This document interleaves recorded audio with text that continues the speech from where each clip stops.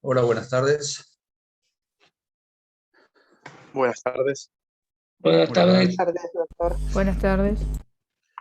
Les pido disculpas por la demora en iniciar, pero bueno, lamentablemente dependemos de la facultad para que nos habilite la Zoom.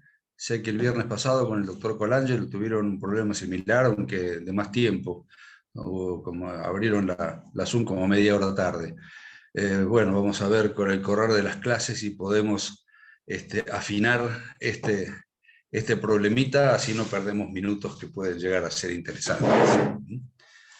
Muy bien.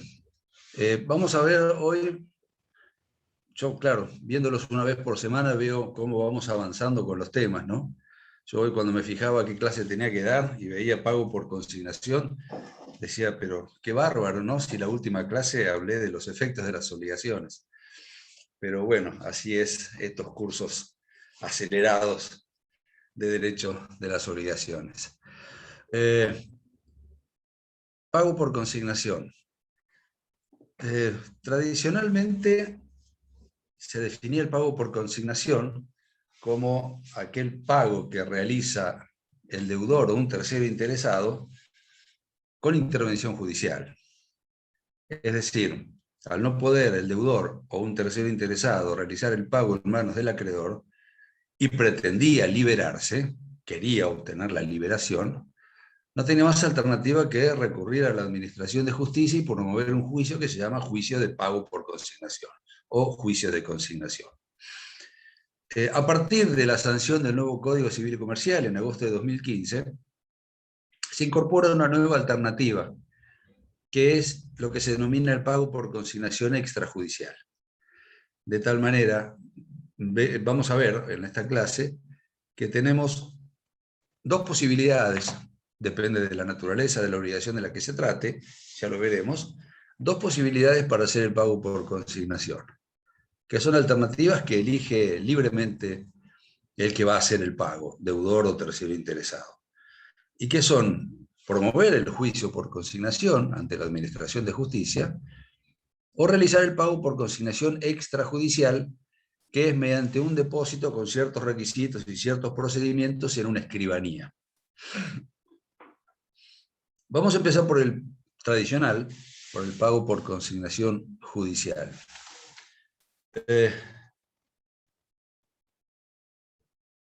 Decía al principio que el pago por consignación, ahora judicial, es la herramienta que tiene el deudor o un tercero interesado para liberarse de la obligación.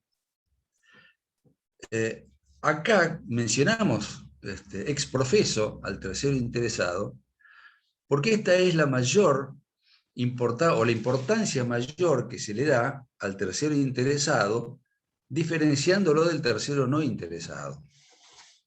Ustedes que ya son especialistas en pago, porque en las últimas clases han visto todas las alternativas de cómo puede realizarse el pago, ya sea por un deudor o por un tercero, y si el pago lo realiza un tercero, las acciones que tendrá este tercero para recuperar del deudor lo que pagó dependerán si es con asentimiento del deudor, con ignorancia del deudor, en contra de la voluntad del deudor, y en todos estos casos dispondrá de las acciones de mandato, de subrogación legal en el primer caso, la acción de pago de gestión de negocios o la subrogación legal en el segundo, o en algunos casos la subrogación legal o la de enriquecimiento sin causa en el tercero.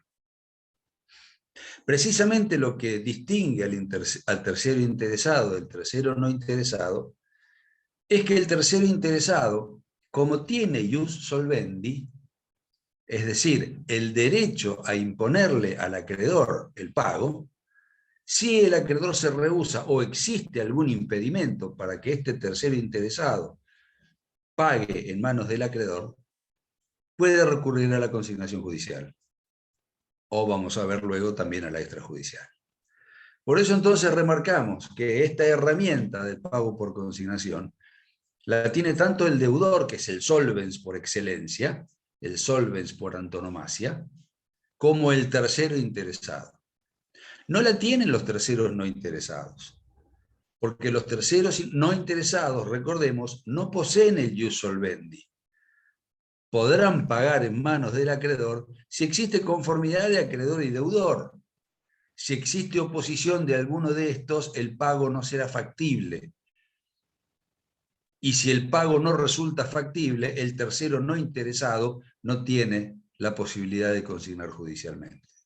¿Por qué? Y porque no se ve perjudicado en ningún derecho patrimonial propio, tal como dice el artículo 881, 882 del Código Civil y Comercial.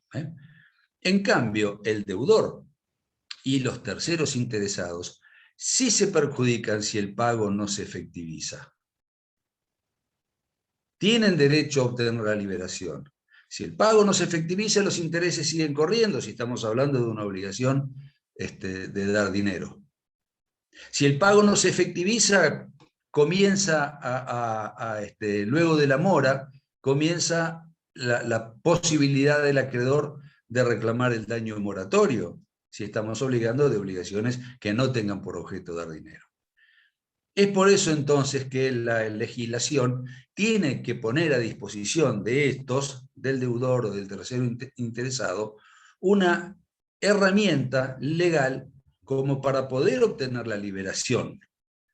Recuerden, creo que eso es lo último que dijimos en mi clase anterior. Los efectos de las obligaciones respecto del deudor, artículo 751, son darle derecho a obtener la liberación una vez que ha pagado. No puede obtener la liberación si el pago no se efectiviza. Y la liberación estaba plasmada en el recibo de pago que conservará el deudor y lo opondrá en un juicio donde el acreedor pretenda cobrarle de nuevo. Por eso, vamos a ver ahora cuáles son los supuestos de posibilidad de realizar el pago por consignación judicial. Ante la imposibilidad de poder realizarlo, el pago en manos del acreedor, entonces, ¿cómo hace para liberarse pagando con intervención de la Administración de Justicia? El artículo 904. Gracias. Dice lo siguiente: el pago por consignación procede, estamos bajo el título del parágrafo 1, cuyo título es consignación judicial. El pago por consignación procede cuando a. el acreedor fue constituido en mora, b. cuando existe incertidumbre sobre la persona del acreedor, o c. cuando el deudor no puede realizar un pago seguro y válido por causa que no le es imputable.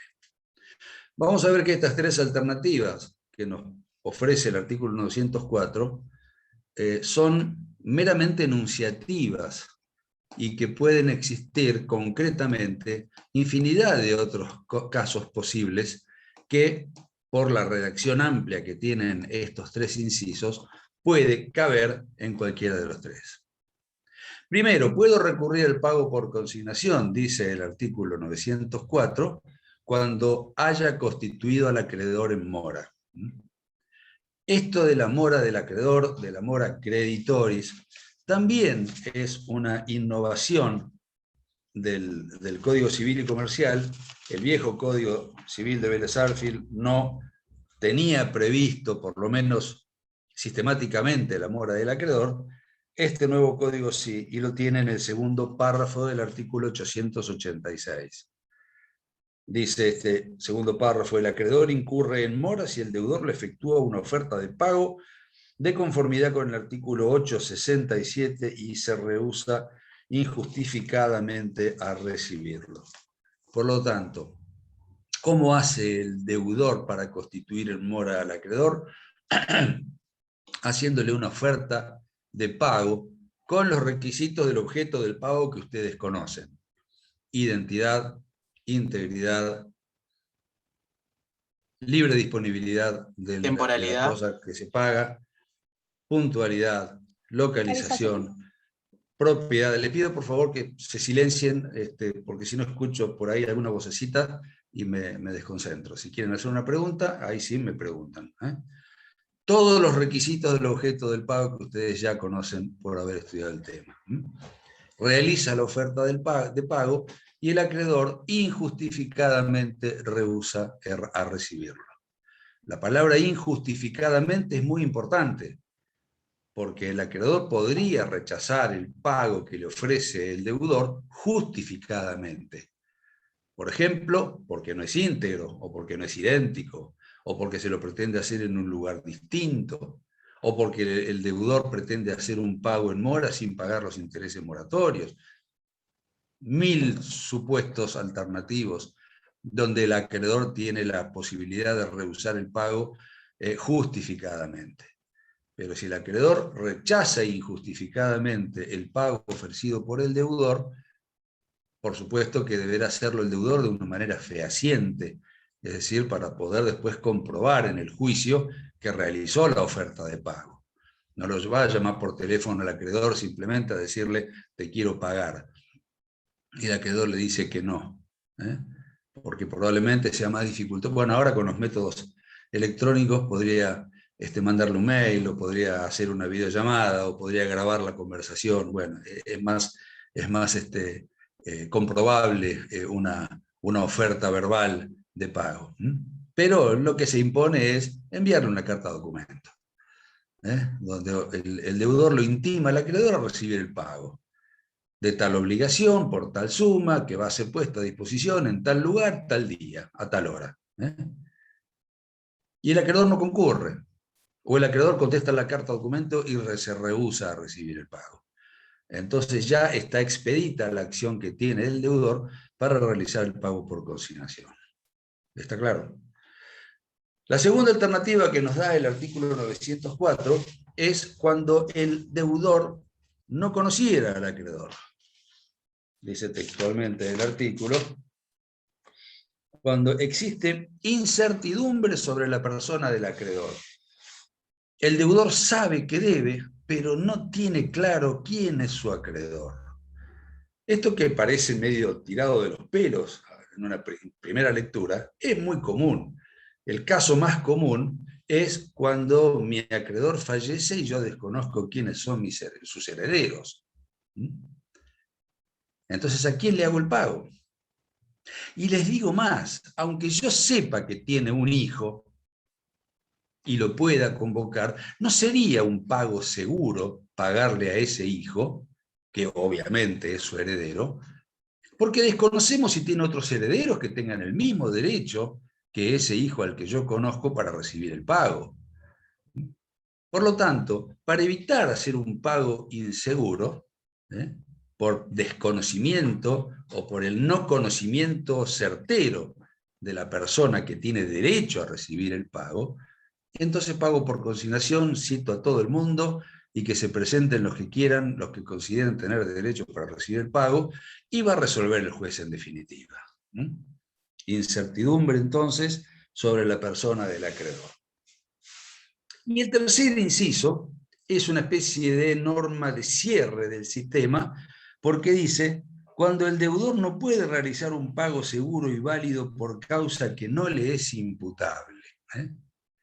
Entonces, en todos los infinitos supuestos en los cuales el deudor no puede realizar un pago seguro por causas que no le sean imputables, va a poder recurrir al pago por consignación.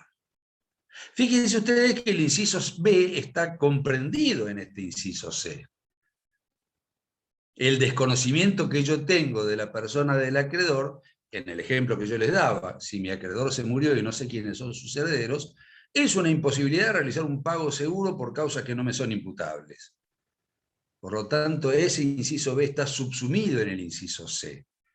Y todos los otros supuestos que a cualquiera de nosotros se nos puedan ocurrir, en los cuales yo vea una imposibilidad fáctica para pagar en manos del acreedor por causas que no me son imputables, entonces podrá recurrir al pago por consignación.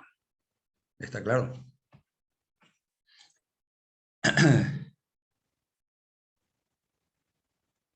¿Qué más?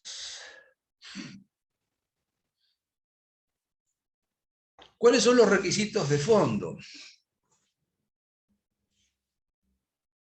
Dice el 905, el pago por consignación está sujeto a los mismos requisitos del pago. Claro, el pago por consignación es pago.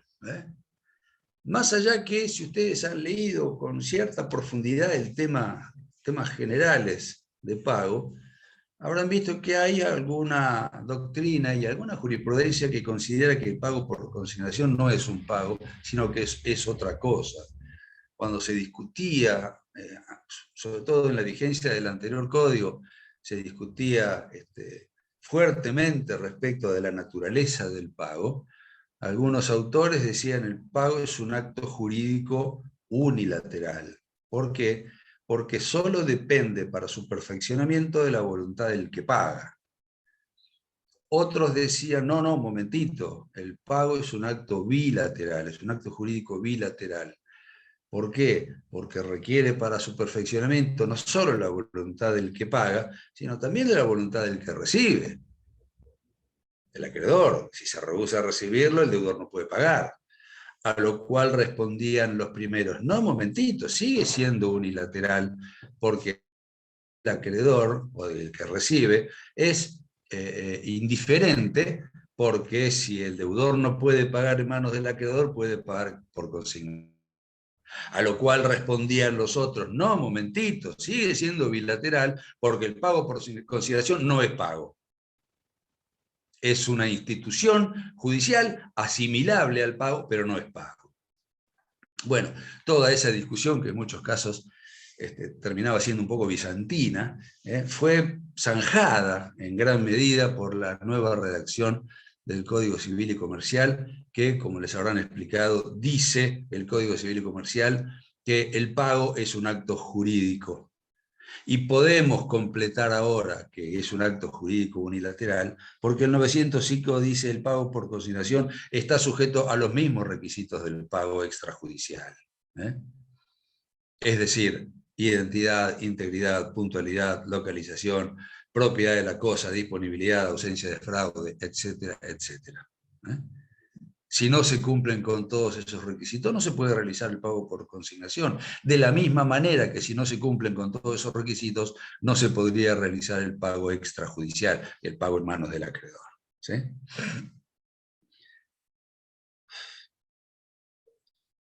Y en cuanto a los requisitos de forma, el artículo 906 nos establece cuál es el procedimiento judicial que hay que llevar adelante.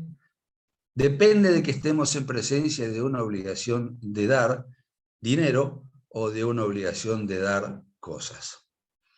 Las únicas obligaciones que pueden pagarse por consignación, y esto va para los dos tipos, para la consignación judicial o la extrajudicial, son las obligaciones de dar dinero, las obligaciones de dar cosas y las obligaciones de hacer que se convierten en una obra que deba ser entregada. En cambio, las obligaciones de puro hacer y las obligaciones de no hacer no son admitibles en cuanto al pago por consignación. No se pueden pagar por consignación. Para refrescar un poco, más adelante lo veremos cuando veamos clasificación de obligaciones, pero bueno, es casi notorio que la diferencia entre una obligación de hacer, que se convierte en una obra que debe ser entregada, y una obligación de puro hacer, precisamente es esa. Tanto es una obligación de hacer, si a mí me contratan para hacer una escultura, como si a mí me contratan para hacer una pared. Lo que pasa es que la escultura se convierte en, hacer una escultura, se convierte en una obra, que es la escultura, que luego deberá ser entregada a quien me la requirió, con quien yo contraté. En cambio, pintar una habitación, construir una pared, es una obligación de hacer, de puro hacer. Pago cuando termino de pintar la habitación, pago cuando termino de hacer la pared. De tal manera, ahí no hay factibilidad material, incluso, de realizar el pago por consignación. Obviamente, cualquier, digamos, si a mí me contrata mi acreedor para que yo le pinte la casa, y yo, bueno, compro la pintura, compro los pinceles, alquilo un flete, la escalera, los baldes, lo que fuera, voy a la casa de mi acreedor a pintar la casa y el acreedor no me abre la puerta, bueno, con todo eso no voy a ir a consignarlo judicialmente, porque la obligación era de hacer, pintar la casa. no lo puedo hacer, no puedo pagar por consignación, sino que podré reclamarle al acreedor por todos los daños y perjuicios que me haya causado, la no colaboración a la cual estaba también obligado el acreedor, de prestarme esa colaboración, esa cooperación, para que yo pudiera realizar el pago. ¿Está claro? Pero no es factible pagar por consignación. Mucho menos las obligaciones de no hacer, donde el deudor va cumpliendo mientras no haga aquello a lo que se comprometió a no hacer. Bien, el 906 dice, el pago por consignación se rige por las siguientes reglas. A. Si la prestación consiste en una suma de dinero, se requiere su depósito a la orden del juez interviniente en el banco que dispongan las leyes procesales. Es el pago por consignación más sencillo. Yo tengo que pagarle 10.000 pesos a mi acreedor, existe la oposición o el desconocimiento, o no puedo hacer un pago seguro por causa que no me son imputables, y entonces, ¿qué hago? Voy a mi abogado. Ahí caemos nosotros necesariamente. Y el abogado prepara un juicio de consignación. Bueno, hoy el abogado le va a dar la alternativa a su cliente. Y mire que esta también la podemos hacer mediante un depósito en una escribanía. Explicaremos los pros y los contras de cada uno de los sistemas y elegirá nuestro cliente. Eligió el pago por consignación judicial. Bueno, hay que hacer un juicio por consignación. Juicio por consignación se promueve ante la justicia ordinaria, en los juzgados civiles y comerciales. Hoy, con la ley de mediación prejudicial obligatoria que existe en la provincia de Buenos Aires, habrá que pasar por esa instancia mediatoria previa, y si no hay acuerdo en la mediación, entonces ya está expedita la vía judicial, que se hace el depósito del dinero en el Banco Provincia, que es el banco oficial para los depósitos judiciales en la justicia ordinaria de la provincia de Buenos Aires. Si estamos litigando en la ciudad de Buenos Aires, el banco oficial será el Banco Ciudad de Buenos Aires. Si estamos litigando en la justicia federal o en la justicia nacional, el banco oficial será el Banco de la Nación Argentina, el Banco Nación. Depende de dónde estemos realizando el juicio, promoviendo la causa, será el banco oficial, cualquiera de estos tres bancos oficiales. El depósito se realiza a la orden del juez.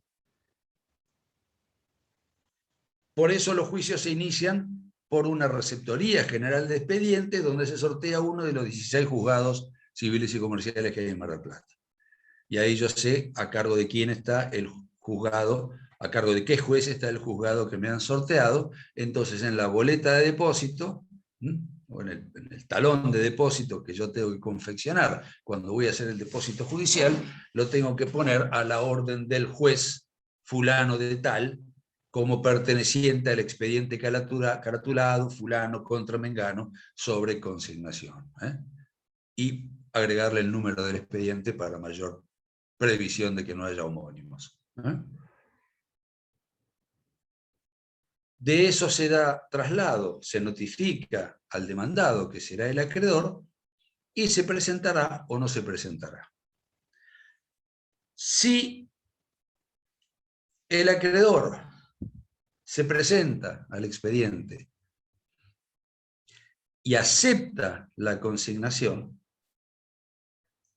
entonces todos los gastos y costas que se hayan devengado serán a cargo del acreedor. Si impugna la consignación y el juez dicta sentencia haciendo lugar a la consignación, los gastos y las costas deberá también pagarlos el acreedor. Porque evidentemente si el juez hizo lugar a la consignación, significa que rechazó las impugnaciones que hizo el acreedor. Si el acreedor impugna la consignación y esta impugnación tiene éxito, es decir, el juez dicta sentencia rechazando la consignación y haciendo lugar a las oposiciones que planteó el acreedor, los gastos y costas del juicio serán a cargo del deudor. Esto responde a un principio procesal que está en los códigos de procedimiento, en el nuestro está en el artículo 68 del Código de Procedimiento Civil y Comercial, que se llama el principio objetivo de la derrota. El que pierde el juicio paga los gastos y costas. Si lo pierde el acreedor, los pagará él; si lo pierde el deudor, los pagará él. Ahora, una cosa importante: ¿desde cuándo se producen los efectos del pago? Acá también vemos dos alternativas o tres alternativas. El deudor deposita las sumas de dinero en el Banco de la Provincia de Buenos Aires, 1 de septiembre de 2021. Si el acreedor no se presenta y se dicta sentencia, o se presenta y acepta la consignación, o se presenta, impugna la consignación y el juez falla a favor de la consignación, los efectos del pago por consignación se retrotraen a la fecha del depósito. Por lo tanto, el deudor pagó el 1 de septiembre del 21. La sentencia que le hizo lugar a ese pago por consignación se dicta dentro de 3 años, 31 de agosto de 2024. Toda esa pérdida de tiempo la debe soportar el que perdió el juicio, es decir, el acreedor. Porque recuerden, su impugnación no fue tenida en cuenta. De tal manera, el deudor hace el depósito y si está consciente de que realizó correctamente el depósito, entonces puede litigar tranquilamente, sabiendo que se dicte cuando se dicte la sentencia, los intereses que corran en todo el proceso judicial no los va a tener que integrar. Recuerden esto: como principio general, los depósitos judiciales son gratuitos. Por lo tanto, no devengan intereses. Esto quiere decir que si caprichosamente el acreedor obstaculiza el juicio realizando impugnaciones a las cuales no tiene derecho, eso va a ser en contra suyo, porque el juez va a ordenar dentro de 3 años que se lleve la plata el acreedor, una plata que, imagínense, en nuestro país, con una estructural inflación de alrededor del 50% anual, dentro de 4 años pierde el 200%, perdió poder adquisitivo ese dinero depositado en un 300%. Con lo cual hay que ser muy advertidos nosotros como abogados, de, si somos abogados del deudor que consigna, aconsejarles correctamente para que estemos seguros de que la consignación está bien hecha. Y si somos abogados del demandado, si somos abogados del acreedor, bueno, aconsejarle que realice impugnaciones si está seguro que la consignación que hizo el deudor está mal hecha. Porque el tiempo acá siempre juega en contra del que no tiene razón. ¿Está?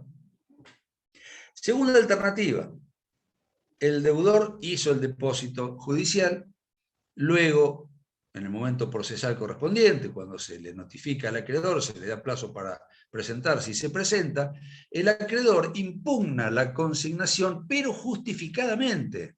Señor juez, el deudor depositó 1.000 el día 1 de septiembre del 2021, pero él me debía 1.000 más los intereses desde marzo del 21 y no los depositó. Por lo tanto, el pago es no íntegro, es insuficiente. No tengo por qué aceptar un pago no íntegro, un pago parcial. El deudor advierte lo que está diciendo el acreedor y rápidamente va y completa, paga los 200 pesos de intereses que no pagó, que no depositó en su momento. La sentencia va a ser lugar a la consignación, pero como la impugnación fue justificada, en este caso los efectos del pago no se van a producir el día del depósito, sino que van a quedar producidos el día de la notificación de la sentencia, allá en agosto, septiembre de 2024, cuando termine el juicio. De tal manera, el deudor va a tener que integrar los intereses que no pagó de todos esos años que transcurrieron de pleito. Por eso reitero, debemos ser muy en estos juicios de consignación, nosotros somos los responsables como abogados, porque nosotros le vamos a decir a nuestro cliente, deposita tanto. Entonces tendremos que ver bien qué decía el contrato que lo vinculaba con el acreedor, cuáles eran los intereses pactados. Es decir, aconsejarle que realice el pago en forma correcta. Como dice el 905, con los mismos requisitos del pago. Fundamentalmente, integridad e identidad. Dice el 907, más o menos resumiendo lo que yo les acabo de decir. La consignación judicial no impugnada por el acreedor o declarada válida por reunir los requisitos del pago extingue la deuda desde el día que se notifica la demanda. Yo me equivoqué, yo le dije desde el día del depósito. No, es un poquito después. Es desde el día que se notifica la demanda, que son pocos días después. Es decir, el depósito lo hago el 1 de septiembre del 2021 y voy a estar en condiciones de tener notificada la demanda durante el mes de septiembre del 2021. Máxime ahora con esta velocidad de la virtualidad, la digitalización y la posibilidad en algunos casos de realizar las notificaciones de manera electrónica. Entonces son pocos días los que se demoran hasta que se pueda notificar la demanda al demandado. Segundo párrafo. Si la consignación es defectuosa y el deudor subsana ulteriormente esos defectos, la extinción de la deuda se produce desde la fecha de notificación de la sentencia que la admite, dentro de 4 años. Es importantísimo tener en cuenta estos momentos, porque, reitero, la demora judicial la paga el que se equivoca. Y los jueces nunca se equivocan, aunque se equivoquen, pero nunca se equivocan. Siempre la pagamos o los actores o los demandados del juicio. ¿Está claro? Otra cosa, una pregunta muy común. ¿Puede el deudor moroso realizar un pago por consignación? La respuesta es afirmativa. Obviamente que sí. Porque también el deudor moroso podía realizar un pago extrajudicial. Por lo tanto, al deudor que ya está constituido en mora, se le permite también, tiene legitimación para realizar, el deudor moroso o el tercero interesado, cuando ya hay mora del deudor, ¿no? Puede realizar el pago por consignación. Pero claro, tendrá que subsanar los perjuicios de la mora. Por lo tanto, tendrá que, si eso estamos en sumas de dinero, tendrá que abonar el capital más el interés moratorio. Si no, será un pago insuficiente que va a ser impugnado por el acreedor, y si no es subsanado, si no es subsanado o es subsanado posteriormente, los efectos se correrán hasta el día de la sentencia, lo cual originará graves perjuicios por el pago de intereses que tendrá que hacer el deudor que realizó mal el pago por consignación. Volviendo al 906, que nos daba los requisitos de forma, el inciso B dice: si se debe una cosa indeterminada a elección del acreedor, y éste es moroso en practicar la elección, una vez vencido el término del emplazamiento judicial hecho al acreedor, el juez autoriza al deudor a realizarla.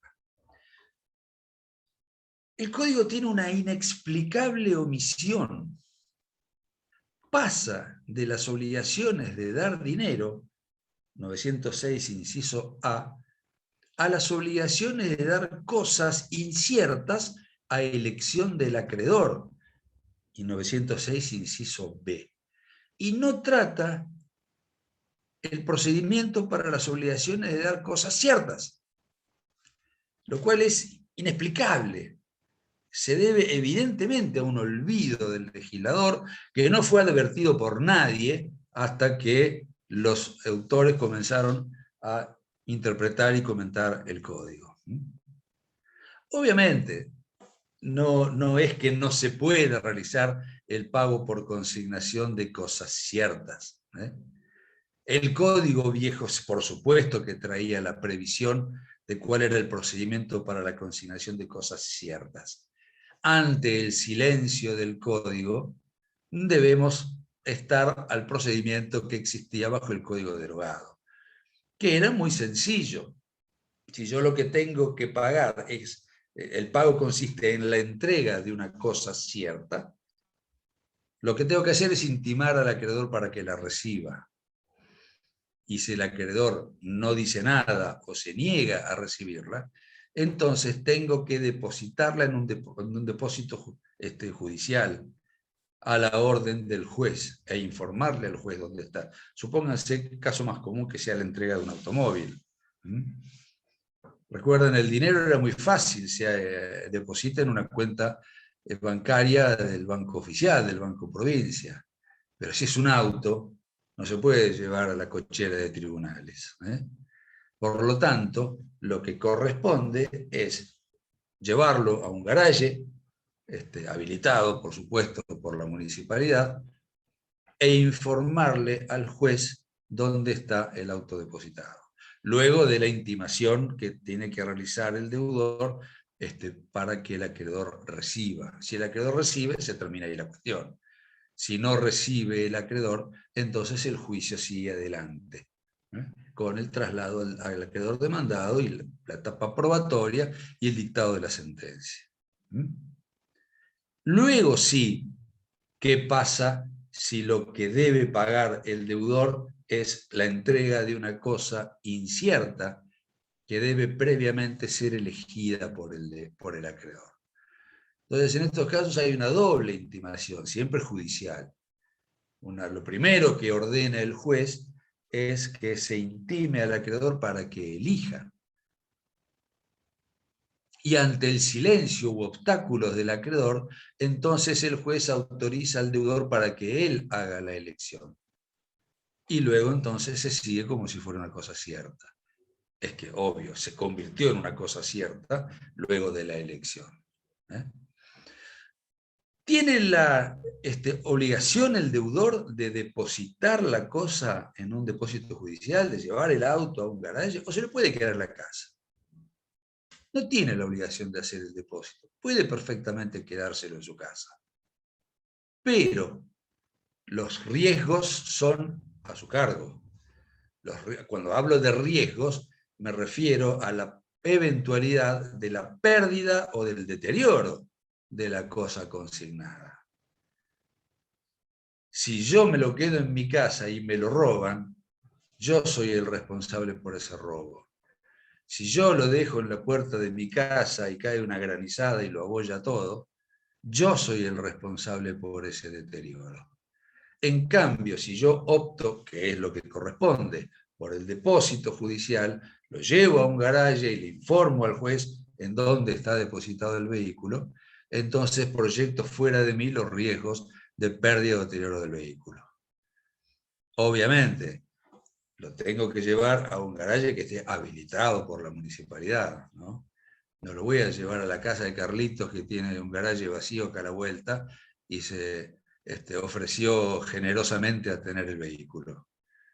Ahí no he proyectado fuera de mí ningún riesgo, sigo siendo yo el responsable por la pérdida o deterioro, aún por caso fortuito.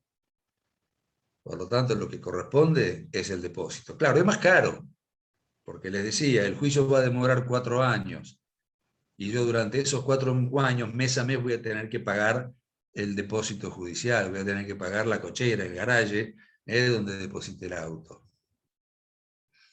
Claro, al final, cuando yo gane el juicio, todo ese gasto comprobable, acompañaré todos los comprobantes de pago del depósito del vehículo, y será incorporado en la liquidación final del juicio como gastos que tendrá que pagar el acreedor que perdió el juicio. Pero mientras tanto lo tendré que financiar yo, todos esos gastos. ¿Está? Todos pros y contras que hay que analizar en el momento de tomar las decisiones. El inciso C prevé la posibilidad de que lo que se quiera consignar sean cosas perecederas, 2 toneladas de tomates, o de una custodia muy onerosa, o que sea muy oneroso el depósito.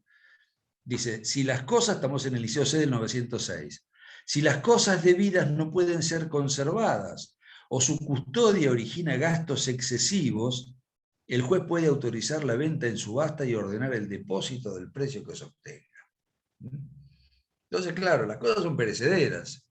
Si yo deposito los tomates, salvo que sí, por más que los deposite también en un frigorífico, con frío y qué sé yo, los tomates al final se van a convertir en salsa de tomates antes de tiempo. Entonces puedo pedirle al juez, señor juez, se me pudren los tomates, ordene la subasta, y lo que se obtenga con el producido que se obtenga, se sigue como si fuera una consignación de sumas de dinero. Lo mismo si la custodia de la cosa sea muy onerosa. Qué sé yo, supongan que son, no sé, son 10 tractores los que hay que entregar, y pagar el garaje de 10 tractores a mí me insume una cantidad de dinero que no dispongo. Entonces le pido al señor juez, ordene que se vendan los tractores en subasta pública y se deposite en el Banco Provincia el producido de la venta, de la subasta. ¿Está claro?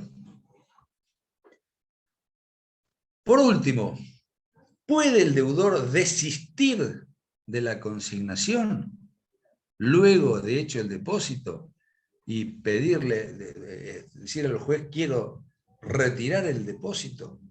Sí, existe esa posibilidad, pero no en cualquier momento. El deudor puede desistir de su acción y retirar lo que depositó, estamos hablando de sumas de dinero, de cosas, puede retirarlo, pero hasta el momento en que el acreedor acepta o impugna la consignación realizada, o hasta el momento en que se dicta sentencia. Pasados cualquiera de esos dos momentos, solo podrá retirar el depósito con la anuencia del acreedor. ¿Podría repetir de nuevo esos dos momentos? Sí. Miren, lo dice el artículo 909, vamos a leer el artículo que lo debe decir de manera mucho más clara y como dije yo. Dice el 909, el deudor tiene derecho a desistir de la consignación antes de que la acepte el acreedor o de que haya sido declarada válida. Será declarada válida en la sentencia. Con posterioridad, solo puede desistir con la conformidad expresa del acreedor, quien en ese caso pierde la acción contra los codeudores, los garantes y los fiadores. Por lo tanto, si el deudor, posteriormente a la aceptación por parte del acreedor o a la sentencia que declaró la consignación válida, obtiene la conformidad del acreedor para desistir del depósito y retirarlo, la consecuencia es que la obligación que se extinguió mediante el pago por consignación renace. Pero esto jamás le conviene al acreedor. ¿Por qué? Porque quedarán liberados los codeudores y los fiadores. Vaya a saber por qué el acreedor le prestó la conformidad al deudor para que retire el depósito y la obligación renazca. Pero si lo hace, debe saber que ya no puede precaverse, prevalerse, aprovecharse de las garantías que tenía esa obligación, porque quedarán liberados los codeudores y los fiadores. Nuevamente, consejo del abogado, del acreedor. Cuando el cliente viene y le dice, che, me vino el deudor y me dice si le presto conformidad para que retire el depósito y que renazca la obligación. Pero vos estás loco, hay que decirle, de manera más jurídica probablemente, pero vos estás loco. Primero, la platita que tenés acá en el expediente se vuela. Andá a encontrarlo de nuevo al deudor. Y además ya no tenés más los otros 10 codeudores ni los fiadores solventes. Te quedás solo con el deudor, que es un insolvente total. Hay que analizar bien entonces cuál es la razón por la cual el acreedor quiere prestarle al deudor la conformidad para retirar el depósito. ¿Está claro?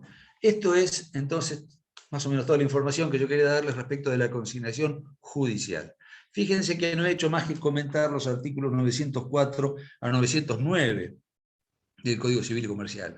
Está muy bien legisladito este tema. Con esto no quiero decir que solamente lean los artículos, lean también los análisis de los autores. ¿Sí? Doctor, Sí. lo interrumpo. ¿Podría dar un ejemplo del inciso C del 904? Imposibilidad de realizar el pago seguro y válido por causas penales imputables. Sí, por ejemplo, si en el contrato donde se originó la obligación no se puso domicilio de pago y no existe ninguna posibilidad de realizar el pago por las alternativas subsidiarias que trae el Código Civil y Comercial. Por lo tanto, el deudor no sabe dónde tiene que ir a pagar. Ante la elección de un domicilio erróneo y que el pago en definitiva termine siendo nulo, entonces va y paga por consignación. ¿Ahí está? Ok, está bien. ¿Te puedo hacer una pregunta? Sí, espera que le termine de contestar a Ramiro. Perdón. Antes se daba el ejemplo del lugar de muy dificultoso acceso. Hoy es más difícil. En el contrato celebrado entre acreedor y deudor se había puesto el domicilio del acreedor. Y el acreedor vivía en la cima de una montaña a la cual se podía llegar escalando con soga o helicóptero, qué sé yo. Entonces, bueno, ante el domicilio de tan difícil acceso, se consideraba que ahí había una imposibilidad de pago en manos del acreedor que habilitaba la consignación judicial. ¿Está? Claro, hoy, además de poner el monto de lo que debe pagar mensualmente, ponen la dirección o se deposita en tal lugar. Sería También una se sigue. omisión Claro, muy culpable del abogado, del martillero, que hace el contrato, no colocar los domicilios de pago. claro. Yo realmente hace mucho que no veo un contrato donde no existan los domicilios de pago. Es una de las cláusulas más importantes del Claro, contrato. totalmente. Y M. Sol Fernández, te escucho. En el caso del mantenimiento de la cosa, usted ponía el ejemplo de los 10 tractores como ejemplo de excesivamente oneroso. En el caso de que para mantener en un garage o un auto los meses o el tiempo que dure el proceso, eso sea excesivamente oneroso para la economía del deudor, ¿el deudor puede solicitar una aceleración del proceso al juez en este caso ¿Una también? qué? ¿Una qué, perdón? ¿Puede solicitar Un- una una aceleración del proceso o una resolución del aceleración? juez. Sí. Y mira, sí se pueden pedir prontos despachos, habilitación, pero realmente eso no es efectivo. Los juicios demoran lo que demoran. Lamentablemente, depende del acreedor, del actor. En nuestro juicio de consignación, el actor es el deudor. Depende del actor la velocidad del juicio. Me desapareciste. Acá estás. Depende del actor la velocidad del juicio. No depende ni del juez ni del juzgado. Si uno no, y por eso se llama que el procedimiento civil es dispositivo, es decir, el impulso procesal lo hacen las partes. ¿Y a quién le importa impulsar el procedimiento para hacerlo más rápido? Y al actor que quiere terminar con esto rápidamente.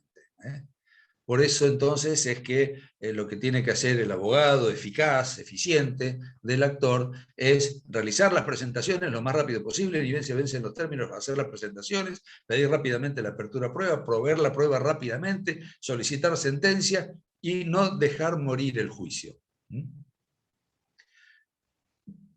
Aprovecho la pregunta tuya para pasar un aviso. El juicio por consignación también puede ser llevado ante un juez árbitro. Ustedes lo van a ver cuando vean derecho procesal civil. Existe la posibilidad de que se pacte en un contrato que la competencia para cualquier diferendo que pueda suscitarse respecto de la interpretación o de la ejecución del contrato no sea llevada ante los tribunales estatales, sino ante un árbitro que elijan las partes. El árbitro, el tribunal arbitral, es una justicia privada que eligen las partes. Por supuesto, la elección del árbitro debe ser hecha en los contratos que vinculan jurídicamente a las partes y que luego será incumplido por alguna de ellas. ¿Cuál es la ventaja de la justicia arbitral? La primera y más fundamental ventaja es la celeridad, es la rapidez. Un juicio que en tribunales dura 3, 4, 5 años, en el sede arbitral dura 1, 2 o 3 meses. Y si se demora es por decisión de las partes, porque acá el impulso procesal no solo es a cargo de las partes, sino también del tribunal. ¿Por qué digo que paso el mensaje o el aviso? Porque el Colegio de Abogados del Departamento Judicial de Mar del Plata tiene un tribunal arbitral, del cual integro. Yo soy uno de los árbitros del tribunal arbitral. Por eso es una propaganda que estoy pasando. Por supuesto que la justicia arbitral siempre es más rápida y, obviamente, ¿qué voy a decir? Más eficiente que la justicia estatal. ¿Por qué? Y bueno, porque la justicia estatal está atiborrada de juicios. Hay muchos más juicios que la capacidad que tienen los juzgados. Fíjense que en una ciudad y un departamento judicial que engloba Mar del Plata, Miramar, Balcarce, Mar Chiquita, Santa Clara, es decir, un departamento judicial que tiene más de 1 millón de personas habitando en él, de los cuales solamente, no sé, calculemos 800.000 estarán en Mar del Plata, cuenta solo con 16 juzgados civiles y comerciales. Entonces, cada juzgado civil y comercial le entran por año miles de causas, muchas más de las que pueden llevar con eficiencia. Aunque, reitero, la virtualidad, la digitalización ha eficientizado, bueno, ha hecho mucho más eficiente la justicia.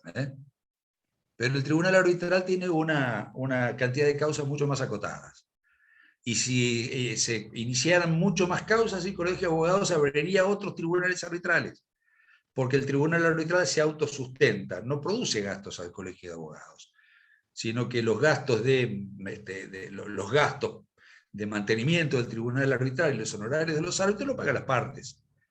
Pero lo pagan con gusto, porque ven que lo que gastan, lo gastan en un lapso de 2 o 3 meses, que es lo que dura un juicio normalmente. O 3 o 4, pónganle. En cambio, ¿cuánto tiempo tienen que financiar un juicio en la justicia estatal? Les doy un ejemplo simplemente. Si ustedes inician su inquilino no les paga los alquileres, tienen que iniciar un juicio de desalojo, en la justicia estatal puede demorar un par de años, con los cuales van a tener durante 2 años al inquilino viviendo en el departamento suyo sin pagar el alquiler y sin pagar nada más, porque cuando dejan de pagar el alquiler también dejaron de pagar las expensas, la luz, el gas, lo que fuera, está todo cortado. En cambio, un juicio de desalojo en el tribunal arbitral, más o menos, no tengo a mano las estadísticas, las tiene el secretario, pero el promedio es que primero, el 70% de todos los juicios que ingresan al tribunal arbitral se arreglan, se concilian en la audiencia de conciliación que se fija a los 15 días de iniciado el juicio. Quiere decir que el 70% de los juicios se terminan en 15 días y el 30% restante antes de un año. Con lo cual, si tienen que pagar un poco más, lo compensan con lo que no tuvieron que financiar de alquileres que no cobraron durante 2, 3 o 4 años en la justicia estatal. Ojo, no es un juicio peyorativo contra la justicia estatal, es marcar una realidad. Digamos, la justicia estatal es el Hospital Internacional General, la justicia arbitral es la Fundación Favaloro, o la Clínica Pueyrredón, acá en Mar del Plata. ¿Por qué? Porque tiene más acotada la cantidad de litigios y entran solo los litigios que el tribunal puede absorber. En cambio, la justicia estatal no puede rechazar juicios. Todo tiene que aceptar lo que entra. Y entra mucho más de la capacidad de espacios físicos, de personal que tiene cada juzgado. Piensen que cada juzgado civil y comercial cuenta con una dotación de 8 o 9 personas nada más. No sé si alguna vez ustedes tuvieron que hacer un trámite en algún juzgado civil y comercial, piensan que entran en el Palacio de Palas Atenea. No, entran en una oficina donde hay 9 personas trabajando. Nada más, que tienen que resolver los miles y miles de causas que entran por año. Bueno, al margen. Veo algunos chats acá que no he respondido. A ver, espérenme un segundito. pasar un presente, no sé lo que es eso, yo no tomo lista, Mariano. Tengo que retirarme, sí, Ramiro, ya te debes haber retirado, saludos. Bueno, te dejo los saludos grabados. Adiós, Ramiro. Pasemos a la consignación extrajudicial. La consignación extrajudicial está legislada en el artículo 910 a 913 del Código Civil y Comercial. Dice el artículo 910, sin perjuicio de la... Hola, ¿qué pasó? Ah, me pareció que me había ido. ¿Están? ¿Los veo? ¿Son ustedes? Gracias. Dice el artículo 910, sin perjuicio de las disposiciones del parágrafo 1, el parágrafo 1 es el 904 al 909, consignación judicial, sin perjuicio de las disposiciones del parágrafo 1, el deudor de una suma de dinero puede optar por el trámite de consignación extrajudicial. Dos aclaraciones previas entonces. 1. Para la consignación extrajudicial rigen supletoriamente todas las normas que hemos visto entre el 904 y el 909, parágrafo 1, que es la consignación judicial. 2. Parezco Victoria Tolosa Paz. Solo se puede acceder a la consignación, solo se puede optar por la consignación extrajudicial en las obligaciones de dar sumas de dinero. No en las obligaciones de dar, ni en las obligaciones de hacer que se convierten en una obra que haya que ser entregada. Solo se puede optar por la consignación extrajudicial cuando la obligación tiene por objeto dar una suma de dinero. A tal fin, sigue diciendo el primer párrafo del 910, a tal fin debe depositar la suma adeudada ante un escribano de registro a nombre y a disposición del acreedor, cumpliendo con los siguientes recaudos. ¿Dónde se tramita la consignación extrajudicial? En la casa de nuestros primos, es decir, en las escribanías. Tiene que ser depositada la suma de dinero en una escribanía. Una escribanía con registro habilitante, obviamente, un escribano con registro. Y deben cumplirse determinados requisitos, que están también establecidos en este artículo y en los siguientes. A. Notificar previamente al acreedor en forma fehaciente del día, la hora y el lugar en que será efectuado el depósito. Entonces, yo opto por la consignación extrajudicial, por depositar la suma en una escribanía. Ojo, recuerden en qué momento puedo hacer esta opción. Me tengo que ir al 904, es decir, al 904, inciso A, cuando tengo a mi acreedor constituido en mora, o al 904, inciso C, cuando exista algún obstáculo que me imposibilite inculpablemente, inimputablemente, pagarle en manos al acreedor. No puedo hacer uso de esta facultad en el caso del inciso B del 904, cuando yo tengo incertidumbre respecto de la persona del acreedor. ¿Por qué? Porque el primer requisito es notificarle al acreedor el día, la hora, el lugar donde voy a realizar el depósito. Si yo tengo incertidumbre respecto de la persona del acreedor, ¿a quién le voy a realizar la notificación? Entonces, cuando exista ese supuesto del 904, inciso B, incertidumbre en la persona del acreedor, no puedo optar por la consignación extrajudicial y tendré que iniciar el juicio por consignación judicial. ¿Está? B. Efectuar el depósito de la suma debida con más los intereses devengados hasta el día del depósito. Este depósito debe ser notificado fehacientemente al acreedor por el escribano dentro de las 48 horas hábiles de realizado. Si es imposible practicar la notificación, el deudor deberá consignar judicialmente. Fíjense entonces, el acreedor recibe dos notificaciones. Una previa que le hace el deudor diciéndole, mirá, el 15 de septiembre de 2021 voy a depositar los 1.000 pesos que te debo en la escribanía del escribano González, calle Rivadavia, 2737, primero a las 14 horas. Ese día hago el depósito. Dentro de las 48 horas de ese día, ahora es el escribano el que le tiene que notificar al acreedor que el depósito se realizó. Por supuesto, si hay posibilidad de notificar, si no se puede notificar, entonces el escribano le devolverá la plata al depositante, previa deducción de sus honorarios y gastos, y el depositante no tendrá más alternativa que realizar la consignación judicial. El artículo siguiente, el 911, nos dice cuáles son los derechos del acreedor cuando se ha realizado el depósito. Dice, una vez notificado del depósito, dentro del 5º día hábil de notificado, el acreedor tiene derecho a...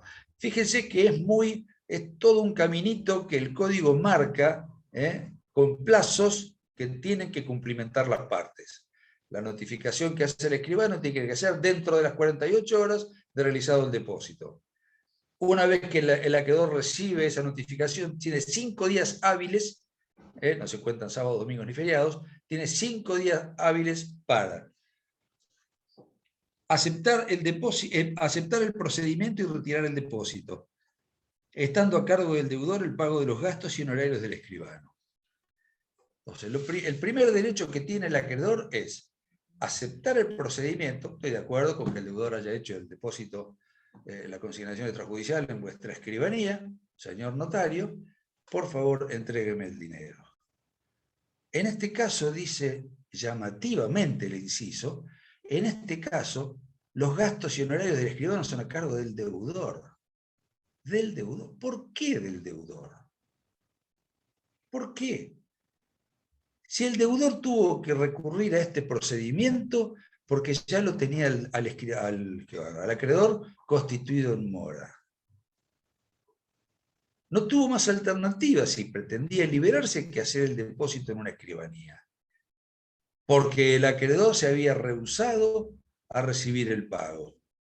¿Recuerdan? La constitución en mora del acreedor, la mora del acreedor, según el segundo párrafo del 886, es cuando el deudor le hace un ofrecimiento de pago fehaciente y el acreedor se rehúsa injustificadamente a recibirlo. Injustificadamente a recibirlo. Se negó injustificadamente a recibir el pago, después recibió la notificación de que se iba a realizar el pago por consignación en la escribanía, después el escribano lo notificó para que vaya, y encima de todo esto los gastos los tiene que soportar el deudor. ¿Por qué? No se entiende. Realmente es una norma absolutamente injusta. O si es una equivocación, bueno, ya un proyecto de ley exigiendo la reforma de este inciso. Es injusto, totalmente injusto. B, puede rechazar el procedimiento y retirar el depósito, estando a cargo del acreedor el pago de los gastos y honorarios del escribano. Bueno, menos mal que una por lo menos sí tiene que pagar. Rechaza el procedimiento, no estoy de acuerdo con que el deudor haya hecho esto, pero venga la platita. Aceptar el retiro del depósito. Pero como rechazó el procedimiento, entonces tiene que, ojo, puede haber rechazado el procedimiento por 1000 razones. Una de las razones podría ser porque el depósito lo considera insuficiente y va a pretender demandar al deudor por la parte que no, por una suma mayor que el deudor no le ha pagado. Pero ¿para qué va a quedar la plata? Eso realmente es razonable. ¿Para qué va a quedar la plata muerta de risa en un cajón de la escribanía? Entonces, rechazo el procedimiento, pero retiro el depósito. Pero pago los gastos en que haya incurrido los gastos y honorarios del escribano que aceptó la consignación extrajudicial.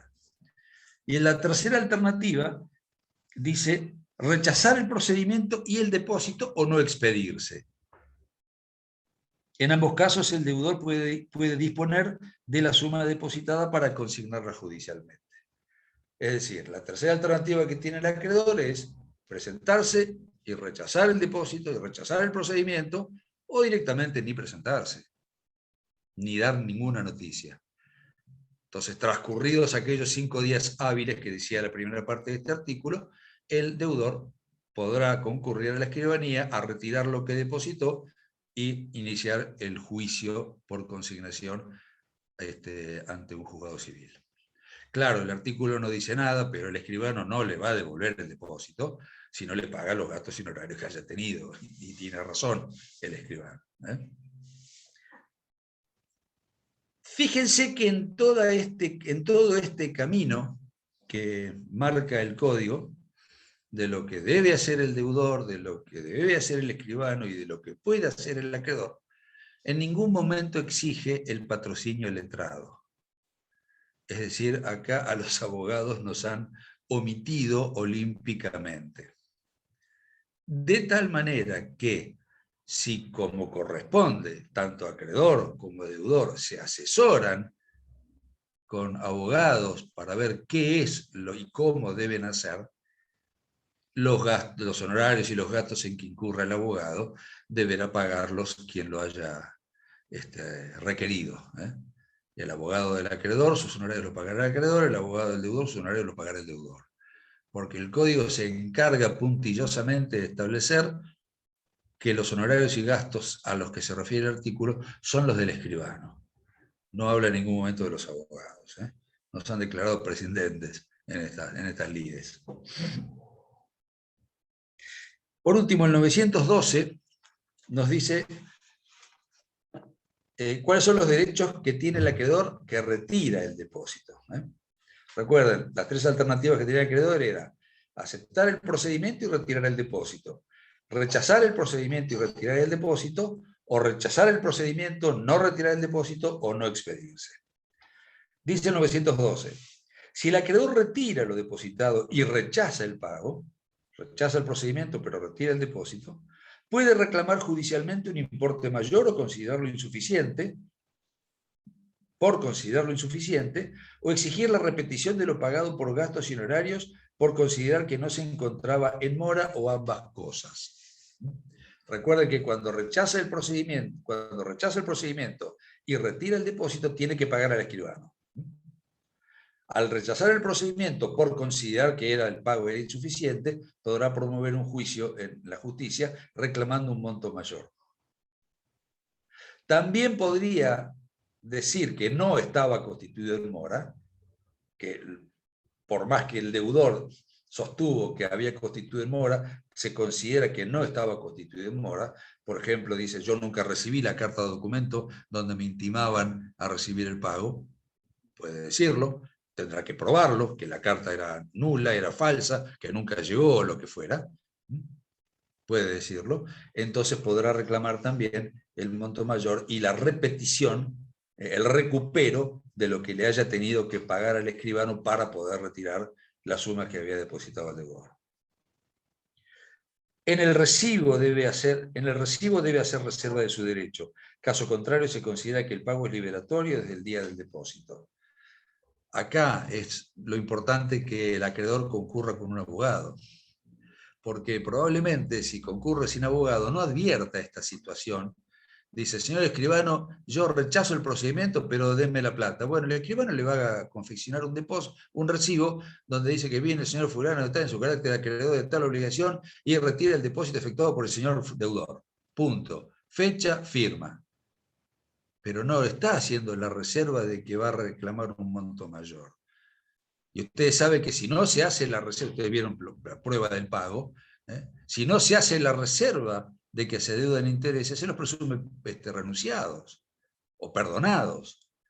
Por lo tanto, cuando yo acreedor, presto conformidad para que me paguen una suma menor, que me hagan un pago parcial, podré reclamar la diferencia, siempre que hagan el recibo la reserva de que el pago es parcial, de que es a cuenta, de que se adeudan los intereses o cualquier otro texto que quede indubitablemente demostrado que no se ha recibido la totalidad de lo que se debía. Acá entonces viene la necesidad imperiosa de que vaya con asesoramiento letrado para que el recibo se confeccione de la manera correcta que le permita al acreedor presentarse en la justicia iniciando un juicio de resolución de cumplimiento y reclamar mayores sumas.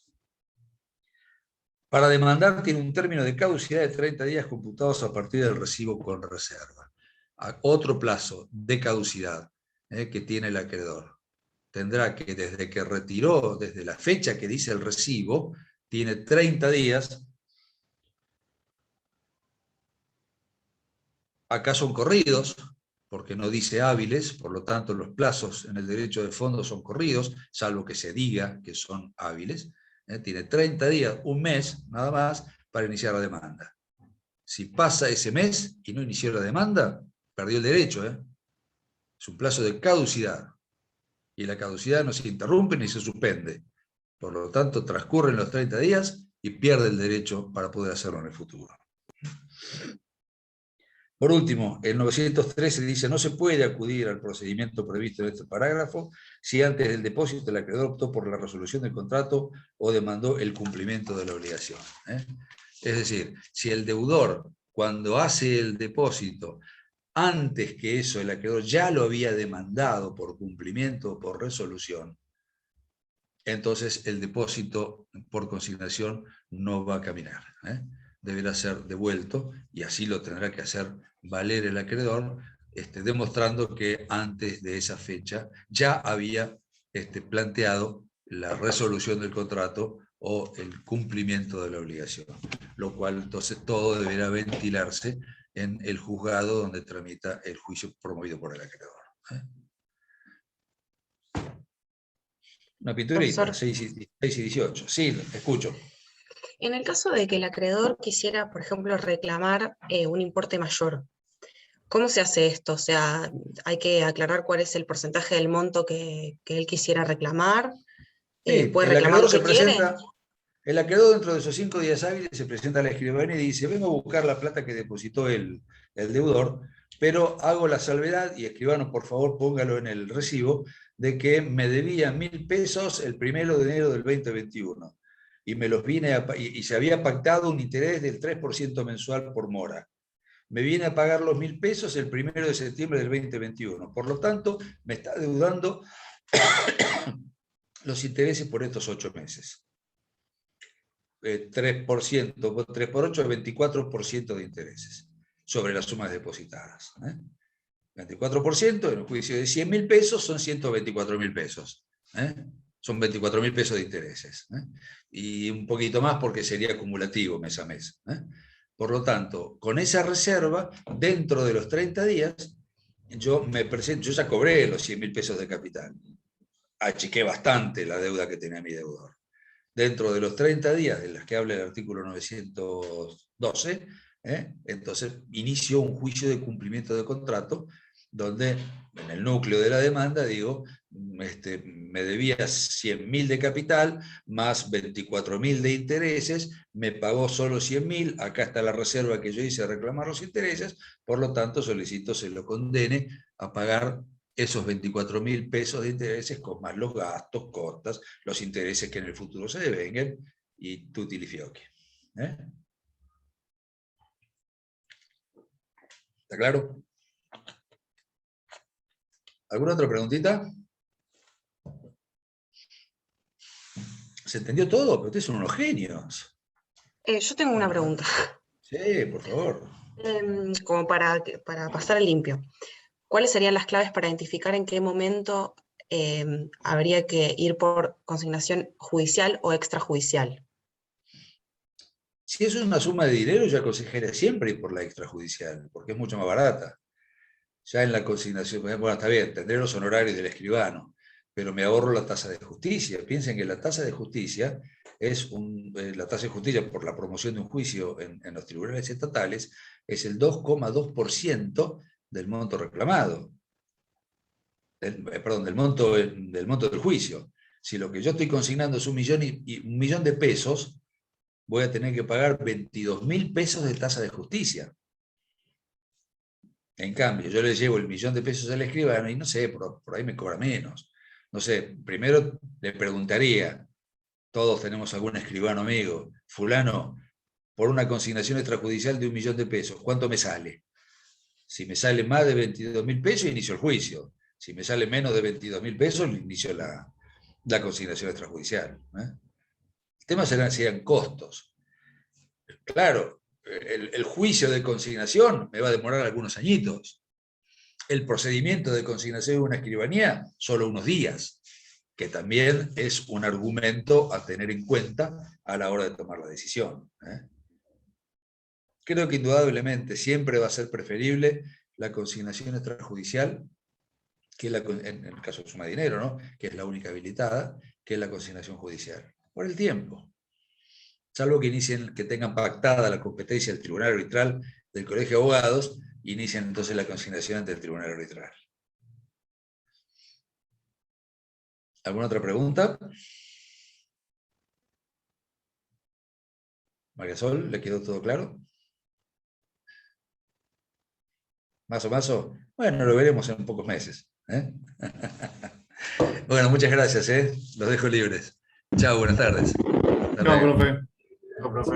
Chao, gracias. Hasta luego. Gracias, doctor. Hasta luego.